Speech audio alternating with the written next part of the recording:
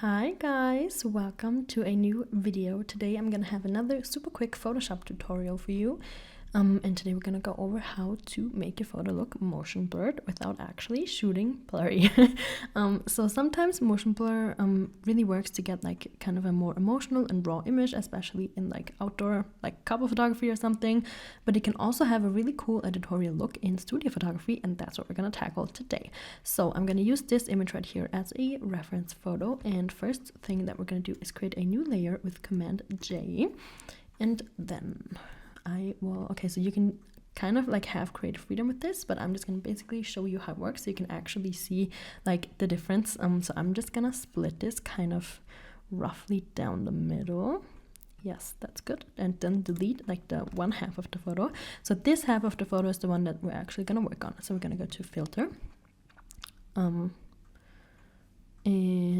motion blur, and then you can just drag this up as much as you want, and you can see it's either gonna get like super blurry. This is also kind of a cool look, and then what you can also do is you can adjust the direction that it's going into. But I actually this looks kind of cool. I'm gonna go down to like 500 with this so it's not extremely blurry, and then here we have our motion blurred photo. You can obviously change this, you can like change the position, or you can go in and like multiply it, or use any other, like this one looks also kind of cool.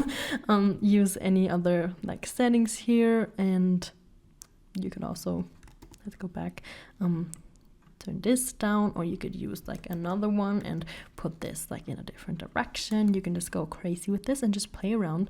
But I think this is a really cool way to make your photos look a little bit different, a little bit special, without like risking that anything like it's not super sharp while you're shooting, because I usually shoot at f/22. I do not want anything blurred. I want everything sharp. I want everything in focus. But if I want like a cool artsy feature on my photo, I can just use something like this and make it look a little bit more interesting, a little bit different, a little bit cooler. Yes, so this is basically how you can motion blur your photo.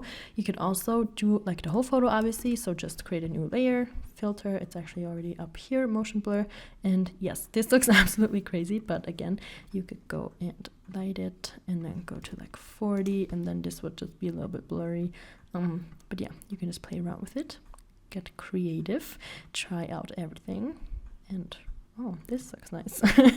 Yes, I'm already getting carried away. Anyways, this was my super quick Photoshop tutorial of the day. I hope you enjoyed it. I hope you tried this out and you love it as much as I do. Send me your photos, like before and after with this and then without the filter, on Instagram. I'll put my Instagram handle up on the screen. I really want to know how you get creative with this and what you have, like what your ideas are. That's it for today. I hope to see you in the next video. If you have any specific requests for any like quick tutorials, tools that you don't know how to handle, anything, leave them in the comments below, or also DM me on Instagram and I'll be happy to help you out. And I'll see you in the next video. Bye!